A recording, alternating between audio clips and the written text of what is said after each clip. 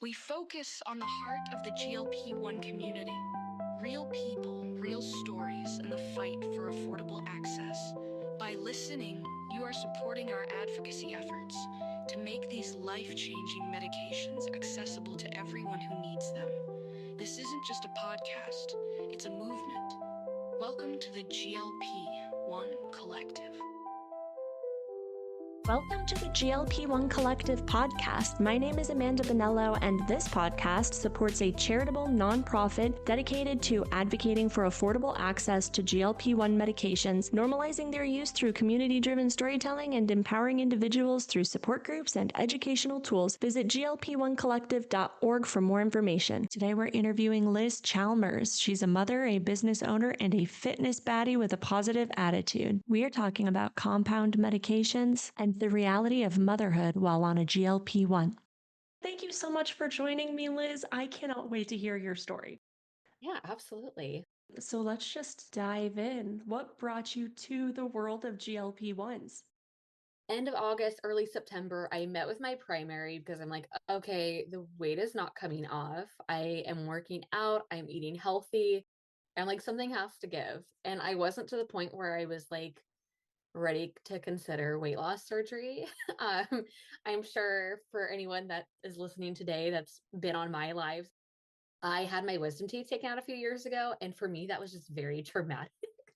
As is like any surgery. Yeah, that's like worst case scenario. Great option for those that it works for. But for me, I was like, I'm terrified of going under. And like, that's what brought me to my primary. Cause I'm like, okay, I've been seeing GLP-1s kind of like more so recently. I'm like, how do I get on this?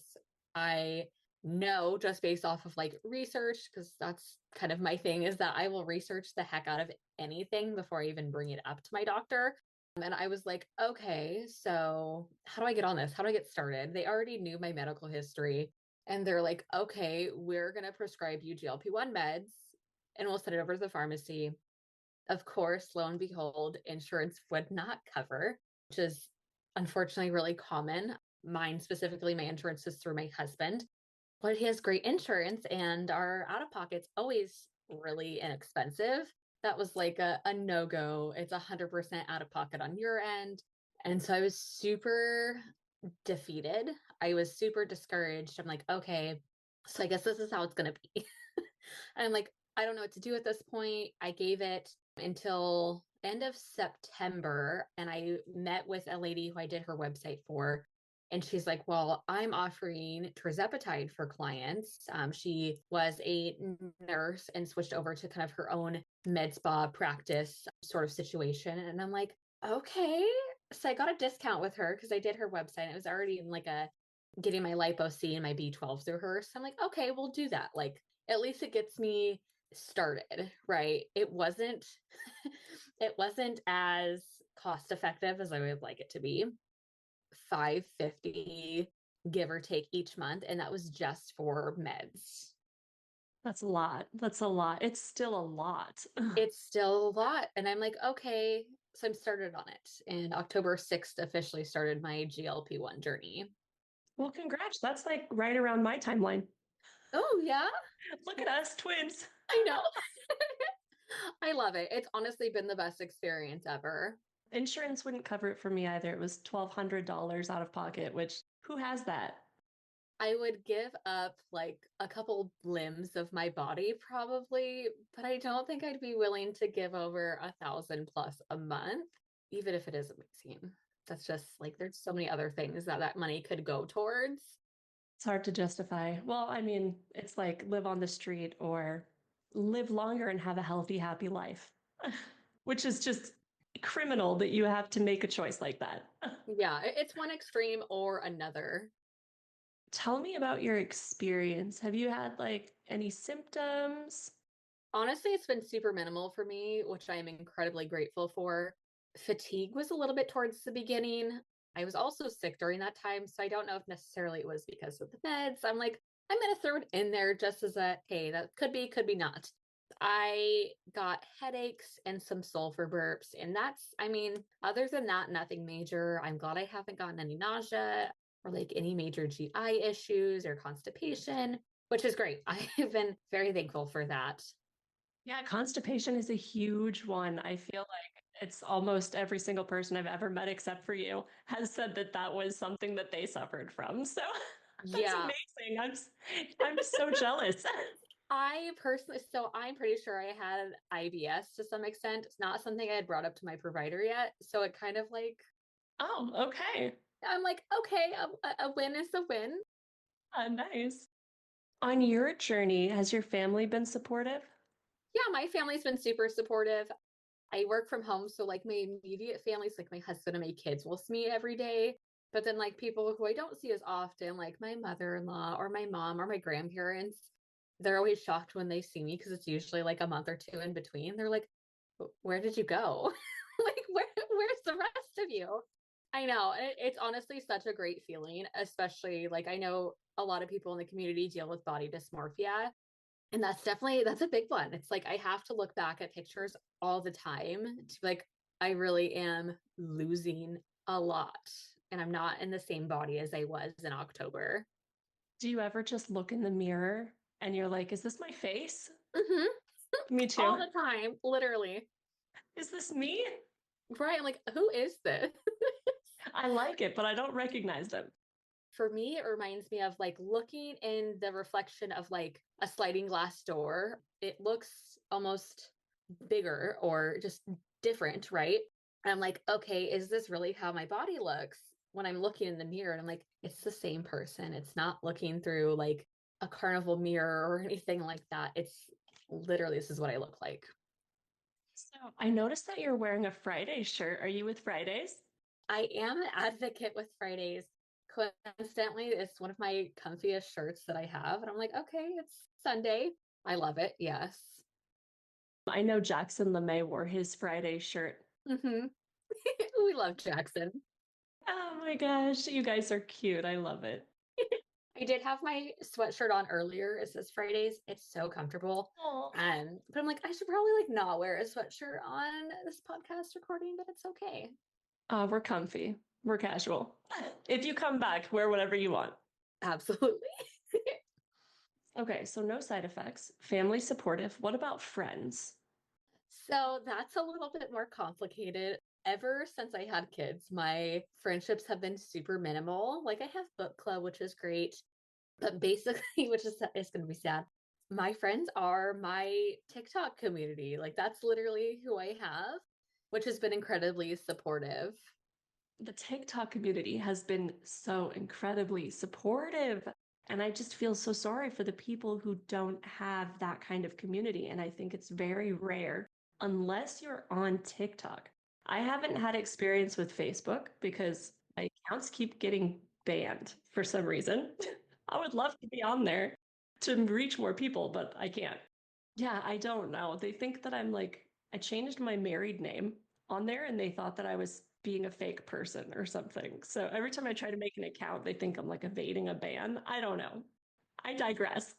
I feel so sorry for people that don't have a community like the one that we get to experience on TikTok because it's just not the same anywhere else you go. I've not seen it anywhere else. And I'm in a lot of places. Right. I know. I'm just like, for me, I started documenting my journey 4 weeks in because I'm like, okay, I'm going to give it the first month because my expectations were not high. Just like any kind of diet that I've been on, it never stuck. And so I'm like, if it works in 4 weeks, we'll see. But if it doesn't, then no one knew that I was on a GLP-1. And then it's not like a fail in the eyes of the online space. As bad as that sounds. Oh no, I get it.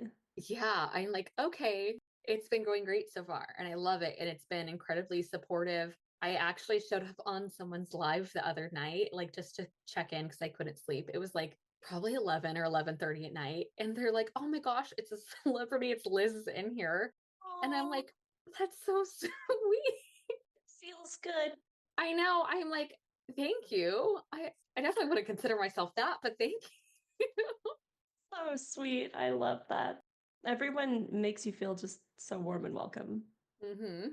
So you didn't lose any friends, you gained friends when you started your journey. That's awesome. Because I've heard of some people kind of getting ostracized by their friends that are not on a GLP-1 journey. And I find that very sad. So Right. I don't think it matters where your friends are. You know what I mean? I would say the majority of my closest friends I met online in different ways, and we've been friends for 10 years. It really doesn't matter. Yeah, exactly. There's nothing sad about that. Right. Yes. Can I ask about your career? Yes. So I own a business. I don't know if you want me saying the name. I don't care because Sure. Yeah. it's called Bloom and Babe Collective. It is a business consulting slash operations management company. I do some VA work every now and then if there's like a, hey, I need some help. But I work with a lot of like women owned businesses, LGBTQ, and nonprofits. That's basically my kind of like scope of enjoyment. A lot of that comes with like the health and wellness industry. I work with one that does like musical competitions in the South, which is really fun. That was a new one, but I'm like, okay, like we'll see how this goes. But a lot of my clients come from word of mouth. So I don't really post on social media. I update my website maybe once in a blue moon when I'm feeling a little extra pizzazz.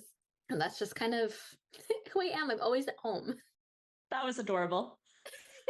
Thank you. Well, I've seen your website and it's incredibly impressive. Did you make it yourself? I did. Nice. Yes, I use Kajabi. Kajabi is my tried and true. It's expensive compared to a lot of like website hosting platforms, but it has the website, email marketing, courses, podcasting, literally the whole shebang, which is like, okay, it's got its bang for its buck. Because it's like, I know they've changed the pricing tier. So I think the lowest plan is $79 a month. And I think the highest goes up to like 400. Chef's kiss. I've been using it for 5 years now. Awesome. Yeah, it's beautiful. You're clearly very talented. Thank you. I appreciate it. Totally random off the wall question. Yep, I'm assuming you rotate your shots. I do. Where's your favorite spot? My stomach. Oh, me too. I love it. I tried the thigh, and that was really weird, mainly because I take my injection in my kitchen. So I am always wearing leggings. I don't really wear shorts or things like that. So I'm like, I don't really want to like pull my pants down in the kitchen. I don't know. I thought it was just odd. And then I just rotate my stomach all areas. I don't do my arm because I am super clumsy and I feel like I would mess up something. If there's anything to mess up, it would be me. I would do it. Me too. I just did arm for the first time and I was terrified and I didn't feel it at all. Not even a tiny bit. And I'm gonna do thigh next, but I'm scared. And I keep hearing most people seem to feel its stomach is their spot. And it's definitely been good for me this whole time. And yeah, just rotating around the belly button, left, right, up, down. Yeah, I do take other peptides as well. So it just kind of is constantly going around my belly button all week long. So, what has been the biggest change for you? So outside of the weight loss, because I'm almost down 60 pounds, which is incredible, my confidence has improved tremendously. I post so much more on social media. Probably annoys some people. For me, it's absolutely amazing. My mental health has improved tremendously. It's almost a night and day experience.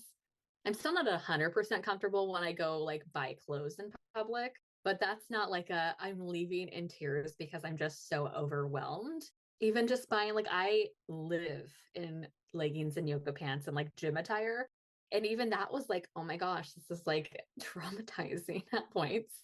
I was gonna say, don't make me stand up and show you my leggings because that is the only thing I wear, and it can be traumatizing. Hmm. When tights don't fit you, it's like, wow. Oh my gosh. Yeah. Or if like they look like they fit, but as soon as you turn around and they are almost see through, and it's like, oh, thanks for killing the vibe there. I love leggings though. There's comfort over class, if you ask me. Hmm. Exactly. Mental health has been good. And I hear that with most people it is. I think it's super rare that I've ever heard of anyone having the opposite of experience of like Hmm. depression. Have you heard of anyone? I had someone inbox me the other day and they're like, hey, I just started and I'm like feeling super depressed and just overwhelmed since I've been on this. And of course, I'm not a medical provider, right? So I'm like, hey, like, one, obviously talk to your provider to try and write it out if it's not like the end of the world. Cause I'm hoping, and I let them know, I'm like, I hope it's not situational. Like, it's not the end. And I really hope that's not the experience and why you're experiencing this. I don't remember if she said she was on semaglutide or tirzepatide though, because I know tirzepatide has the GIP aspect of it. Yeah, and I know that some people have a lot less symptoms on tirzepatide and then Mm-hmm. vice versa, but I think mostly with tirzepatide. So, with you being a compound, knowing that the FDA is in court right now and that the fate of compound tirzepatide is hanging in the balance, how do you feel emotionally about that? I'm in a weird spot, and kind of it was similar with like other events that are going on in the world right now, is I'm trying not to think about it until something is like officially ruled on as much as I possibly can, or else I get super overwhelmed. That's just kind of my brain that'll think 1,000 miles a minute about, okay, what's going to happen next. And that's kind of how I'm thinking of it now is like, okay, yes, this is up in the air, but I feel like we had like a similar situation happen a couple months ago, like right when I was starting my journey. And of course, when I was still with my med spa, she's like, oh, well, don't worry about it until it happens. I'm like, but I'm literally supposed to like order more from you soon. And so that's kind of like the mindset that I have is, okay, I'm not going to think about it. I'm just going to put my blinders on down. So, you and I started at the same time. You're right, it had just come off of the shortage list for like 1 week and everyone was panicking, right? So, that's what you and I came into. Right. I'm like, I just got started on this amazing medication and what now might be gone. Yep. And now we're in February. So I have the same philosophy, like all throughout my life. If it's not a problem yet, what is the point in wasting time stressing? It's just bad for my health. So we'll skip over that. For the sake of our mental health, we'll skip over that question. Yeah. What do you think your life would be like now if you never found GLP-1s? I don't know. And that's the scary part to think about is I don't know. I'm sure I would have continued to gain. My starting weight on GLP-1 was 276, but August I was probably almost it was 285, between 285 and 290. And I have pictures on social media of what that looks like. It's just it was there and I didn't want to believe it. Like I refused to weigh myself as much as I possibly could. Even at the beginning, I would go to my med spa and I would only weigh like every other time. And if it was the week of my period, I refused. And I still don't weigh during that week. I tell myself it's for my mental health because our bodies fluctuate so much. I don't care. I'm not weighing that week. I I care about myself too much to do that to myself. Oh my God, I love your joyous personality. Thank you. You are just such a pleasant person to talk to. I appreciate that. And I tell this to people like when I'm on live, because I go live literally probably 15 to 20 hours a week. It's just still wild, but I'm like, this is literally who I am online, who I am on this podcast is the same person you're going to see when you see me in person. I might be a little shy because stranger danger, please don't talk to me. But like if I realize, oh, you're this person, yes, this is very much who I am, except I like to call myself an introverted extrovert. I don't know you, but I do know you. Hi. I get that. I get that so hard. Online friendships are so much easier for introverts like us. So, are you going to, is it Shannon's Atlanta June trip? For Atlanta, that is my plan. I do plan on being there. I'm buying my ticket today and then figuring out airfare. After that, I'm excited. We will see. I have not flown in, I don't even remember the last time I flew. So we'll see. But yes, I'm going. Have you met anyone before in person? Mm-mm. First time. Awesome. I've met some of my online friends before, and it is so fun. It's like meeting a stranger and then realizing that you've known each other forever. It feels so good. Yeah. Oh, I love that. I'm excited. I'm excited for you. I would love to go, but we're raising money to take a team of people to Washington to just advocate for affordable access because we need that right now more than ever. So Yeah. I don't know that I'll have the funds. Understandably so. I want to go so bad though. There's next year. That's true. That's true. Have you dealt with any stigma from people online then, personally? Outside of like random comments that come into live, not really, which has been great. I think obviously not wanting to post the first couple weeks getting started on GLP-1 was like, obviously in terms of like if I fail, then it's not there. My biggest fear though was like, what kind of hate comments am I going to get? What kind of messages am I going to get? And I have been incredibly grateful not to get anything. I did have one comment recently, but then like a bunch of people were like, no, we do not do this to people. We are not going to shame her for posting herself online, posting her journey. And that was like another amazing aspect of the community that comes with the GLP-1 is they're not going to let you deal with negative comments like that or negative messages at all, period, which was super helpful. Like even before I had made like a funny video, it was like crickets chirping and me like pointing to the comments. I was like, thanks. Like, I appreciate you guys. But yeah, I've been very grateful not to really experience anything like that. That's good. I think that we can all see each other's experiences in each other, right? Exactly. When one person attacks a member of the community, they're attacking all of us, and we're defending everyone and ourselves. Exactly. Yeah. Like you see yourself in other people, and you couldn't imagine that someone isn't defending you or sticking up for you. And you want to make sure you're that person for someone else because while you may have X amount of supportive people in your life or on social media, that may be their first post. And that may have discouraged their entire journey or their entire process because of one comment. And I think that's incredibly important to be there for others. I agree. Why do you think that people sometimes have nasty comments to say towards the community? What do you think brings that out from that person? I think, and there's so many different things that go into that. I think the biggest one is, oh, these meds are for people specifically just with diabetes. That's kind of just their thought process of it. Oh, it's in a shortage because people like you are taking these medications away from them. I think that's, I mean, obviously the ignorance in that is there's so many reasons why people are getting these medications. I'm not just taking it from people with diabetes. I'm not stealing it. I am not getting it off the black market. Like I'm getting this prescribed to me by a medical provider for a reason. You don't necessarily need to know what my medical history is. I don't need to explain that to you, but I'm on it for a reason. What I think is interesting is I've definitely seen this. There is one medication for diabetes, and then there is another medication that is exactly the same, specifically for weight loss. That medication is found to treat so many other things. You're absolutely right. I think that the public knowledge just has not caught up with it yet.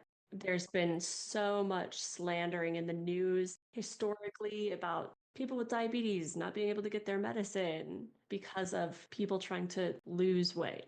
Yeah, exactly. If you needed it in terms of like losing weight or for whatever which reason why you're on this, I I equivalent to this to if you are trying to lose or you're on it for whatever reason and trying to accomplish something, it's the same thing as, well, why are you using pre-workout in the gym? You're helping your gym experience, you're boosting that overall progression. Why would you use that? But yet you mock someone else's experience using something else. Yeah, absolutely. So that's kind of the this medication as a tool analogy, right? Yeah. And I like to think of it like I have asthma. If I don't use my medication, I can't breathe. If I get sick, I'll die. I'll just die. I almost died once. I'm not joking. I wish I was joking. It was Oh traumatizing. my goodness. It's not cheating to use medication to treat my chronic disease that can potentially kill me, right? This is medication that can treat chronic diseases that can potentially kill you. Right, exactly. It's the same exact thing. Whether it's the idea of using a pre workout or a medication, it's a medication that's needed by the people who are taking it. The public does not know that. And that's part of the reason why we do this podcast. Yep, absolutely. And to help people realize it is not scary because so many people are terrified of cancers that have not been proven yet, dying from gastric issues. These are such rare cases, extremely rare cases that could happen with ibuprofen. Right. Common one that I see, especially people coming and asking, is what if you go blind? I've heard people go blind on this medication. And I'm like, there's pros and cons, potential risks of any medication you're going to take. Just like you said, just like ibuprofen, there are going to be risks, but it's like it's a 0.0000 point whatever risk. Or if you're going to continue to live with this disease that has so many other risks that come along with it. Are you going to risk continuing to be in the lifestyle that you're at, the current state of your body that you're at, or are you going to risk something else potentially may or may not happening, and also again super rare? I know that the first time that I heard about GLP-1s was on a podcast that I love, and they were knocking it. They were basically saying it'll kill you, and compound is not made from the same things, and it's bad. It's not FDA regulated, and it'll hurt you, and you don't know what it's going to do. And I can't believe people are doing this. And it got me. It did get me. And I was out there like, oh, that doesn't sound worth it at all. I was even telling my parents and my husband, like, this is crazy. People are taking this medication. It's dangerous. I'm ashamed of that now, but I was a human being who did not have all of the knowledge. And I heard the scary, quote unquote, facts. It wasn't until I kept hearing everyone was on it. And I'm like, well, they're not dead. They're all looking really good and feeling great about themselves. And they're not dead. And I'm like, what am I missing? I'm missing something because I'm not hearing about dead bodies piling up in the street. So I need to do more research and figure this out. At which point I became a staunch advocate. Talk about a full 180. My point is, I think a lot of people are scared because they just don't know the facts. They don't have the facts. They've only heard bad things. And it's very hard to open those people's minds. It's my hope that we can help them through people's stories understand that this medication is not scary. The risks are less than if you were taking Tylenol. Yep. Which really puts it into perspective because everyone takes Tylenol. Everyone takes Tylenol. So have you noticed your taste buds changing at all? Yes. So much so, yes. Okay, so two things that I absolutely cannot eat on this medication, which are very sad. I cannot eat brisket and I cannot eat pulled pork.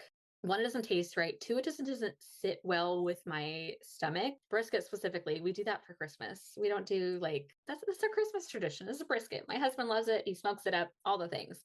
I don't care for the same things that I would enjoy eating before, which also is a mental thing, right? But also have something. I want to indulge a little bit. Like I said, the mental thing isn't there anymore, but it's like, I just want to have something. That just sounds good. Because of course, eating in moderation. And then I ate, I don't remember what it was. It was, I don't know, it was something. And I took a bite. I couldn't even eat it. I'm like, this is gross. What is going on with my taste buds? I also definitely don't eat the same as I used to. I do a low carb, high protein in moderation, of course, because I love sushi. Sushi will never go away from my life. I can't eat as much as I used to, which is semi sad, but also amazing.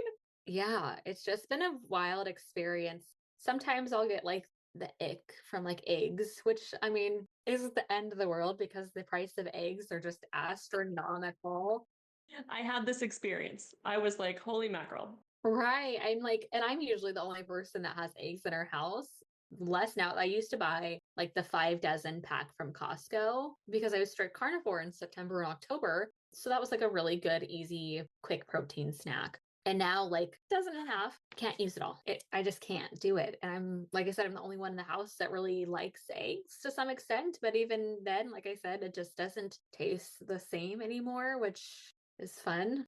Yeah, I've had that experience. And I feel with my children, it's easier for me to show them how to eat healthier. Yes. I'm bringing less junk into the house. I'm making healthier choices when we do movie night. And you've got 6 kids, right? So I'm wondering what your experience is like as a mom with your children. Yeah, it definitely, so they still have their treats. I'm not depriving them of that childhood experience, but it's not oh, I can just snack all day or eat whatever kind of snacks I feel like. We're not just going to go get a bunch of processed foods, which if that works with your budget, that's totally fine. But we do a lot of fruits and vegetables and snack trays like that. And then they see me eating. And then my oldest daughter, she'll be 10 in August. And she's like, oh, okay. Like, I like the snacks that you're eating. Like, she'll get home from school and want something, and she'll grab like cottage cheese and wheat thins, which I love. I think they're super amazing. It's a great snack, protein tremendously in the cottage cheese. Some people will say cottage cheese is awful, aka Cena of Fridays. He got a lot of fun comments for people that support the cottage cheese. Oh, we love cottage cheese in this house. It's great. We are always buying the big tub from Costco. Like, it's amazing. And you can blend it and put it in with other things for added protein. Like, it's super good. But like I said, like my daughter like is making those decisions on her own, which is really great. I mean, she's always loved like fruits and vegetables anyways, but like she sees like, okay, mom isn't like gonna snack on 5 candy bars or something, a candy bar after school. Like my mom's eating something that fuels her body and makes her feel good. So I'm also not going to do that. And then, of course, the younger ones, because she's like the oldest of the ones that are all in like that range, the almost 17-year-olds, like the outlier. He's the oldest by far. But then they start following in her footsteps because she sees me, which is really helpful. So it's been like a whole family experience. It's not just been healthy and healing for you, but it's been setting a precedent for your own children. Same thing here. I love cottage cheese. My kids are eating cottage cheese. My oldest son is working out with me and he's using collagen peptides in smoothies. Love that. Yes, it's great. I hope that our families don't have to go through the same thing because we've been set up for success. And I also hope that we're able to find a way to keep affordable access. Yes. I can't imagine anyone's lives with how much they've been changed for the better and their families and having that medication taken away from them. Right. What do you think would happen to you if that medication was taken away for good? Oh my goodness. If I didn't have the access to get it through Compound, and obviously I'm not willing to spend $1,200 a month through the pharmacy, I don't know what I would do. I couldn't even imagine. It's hard to fathom a world where this isn't affordable and accessible as it is now. I mean, depending on providers, it may be a little bit more accessible than others, or people doing it unsafely, getting it off of like the black market or going through other alternatives and not knowing, is it actual GLP-1 medication or is this just powder in a vial that you have to do whatever to it? And that's a scary thing to think. That's when I think of that, I think of that's when people are going to start, like you said earlier, like the bodies in the streets, like that's how you kind of your mindset was on GLP-1s. That's how I think that would come to, maybe not that extreme, but definitely leading towards that road of, okay, I can't get this medication anymore. Here's what I'm going to do. Yeah. And I don't care what's going to happen. Yeah, wait until people are injecting themselves with flour or even worse, fentanyl without realizing it. You know what I mean? Mm-hmm. It's just horrifying to think about. And it's just horrifying to think that anyone would put profits above all of those patients' lives. Exactly. You could tell I'm in the advocacy mindset right now. Yes, We're in a I love dark it. place. Mm-hmm. I'm all about change. It is very much a possibility, though. It is. It could happen. And that's Yeah. wild to think about. Yeah, it's terrifying. I don't know what I would do either, honestly. And I'm asking everyone because I want people who are listening to this podcast to really think about it and let that sink in. Because right now we're at the precipice where we might actually see that become a reality. And it's a horrifying reality that might end up with bodies piling up in the streets. You're not wrong. Maybe not that dramatic, but yeah. To some extent of that will be the case. Yeah. Well, let's cross our fingers and not think about it. Yep. Yeah, exactly. Not worry about it unless we have to. Or at least that's your job. My job is to worry about it. Yeah. For anyone who is afraid of using compound medication specifically, not just GLP-1s in general, but I'm sure that you've experienced some people who are on brand name who are very concerned about people using compound. What would your message to them be? So, and this is something I answer to quite a bit. Obviously, I can't speak for other telehealth companies or places like that, but I know with Fridays, the compound pharmacies that we work with are 503A and 503B that are FDA and so I have full confidence in those pharmacies that I'm getting my GLP-1 medications from. They are very much vetted. And something yesterday Sina was talking about is a peptide company. I don't obviously know which one had reached out and like, hey, if you're worried about the upcoming like things that are going on with GLP-1s, we can be a resource for you. And he like looked at the website and he's like, oh, there's retatrutide on there. There's all these other peptides that aren't anything. Yeah, they aren't approved. And he's like, that's an instant no for me. Thank you for trying to help, but that's not helpful. You don't know what we're doing here. We are writing prescriptions for these medications. I'm not, obviously, but like we have medical writers that are writing these prescriptions. They're not going to give you something that's not approved. They're not going to give you a medication that hasn't gone through the right testing or this or that. Like this medication is the same active ingredient. It is gone through what it needs to go through in order to be approved for you to use as a person that can't get it through your insurance. What would you say about compound pharmacies that are not verified? You know, kind of flying under the radar and doing some, I don't know, being spooky. That, like I said, I really can only fully speak to what we have, but in terms of like my trust, I couldn't trust a pharmacy that doesn't have the right regulations, that's not in the guidelines of the FDA, or making sure that how the medication is correct. I wouldn't trust that for me personally if they don't have that. Obviously, I don't have that experience. That would be worrisome, yes. But thankfully, like I said, with Fridays, they've done that research. They've put in those hours of work to make sure who they're getting it from is an accredited 503A and 503B compounding pharmacy. I love that bit. They definitely have good reviews. Obviously, with a nonprofit, we're very concerned about not aligning ourselves with compound pharmacies that are doing shady work. So we have to be extremely careful, making sure that everyone is verified and registered before we even mention the name of a pharmacy on here. So yeah, I agree. I think that a good message for anyone who's afraid of compound pharmacies, because a lot of them are afraid because they've heard of those shady ones, is just to look for one that's accredited, verified, certified, and has great reviews. Yeah, exactly. And we work with, I want to say at least 6. I want to say probably upwards towards 8 of different compounding pharmacies based off of obviously where you live, what medication you're getting, and either the 30-day or the 60 to 90-day supply. So that all goes into play in which pharmacy you are going to get to make sure that we have accessible GLP-1 coverage for those that are looking to get on the medication. Well, I am so glad that you have a safe place where you can get your medication. Yeah, me too. That you've been able to have this journey. And I hope to get to speak with you again.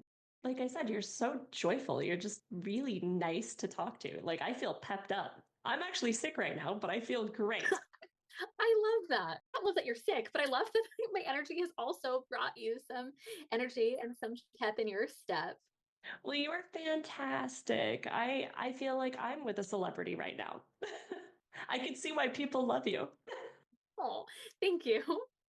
I really can't thank you enough for sharing your thoughts and feelings and your story with me today and with everyone who's going to be listening. Yeah, absolutely. Come back anytime, Liz. Yes, thank you. I appreciate it. Stay in touch because the future is crazy and uncertain. Who knows what's going to happen? I'm curious about how life's going to be. So I'll see you around. Yes, absolutely. All right. Well, thank you. Yes, thank you very much. I appreciate it. I appreciate you. You have a good day. You as well. Bye.